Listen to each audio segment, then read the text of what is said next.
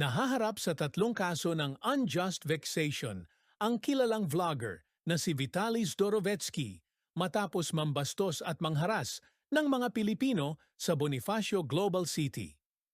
Ayon kay DILG Secretary John Vic Remula, kung mapatunayang nagkasala, maaring makulong si Zdorovetsky ng hanggang 18 buwan sa Pilipinas. Hindi rin siya maaaring i-deport sa Russia or US dahil hindi siya tinatanggap ng alinmang bansa.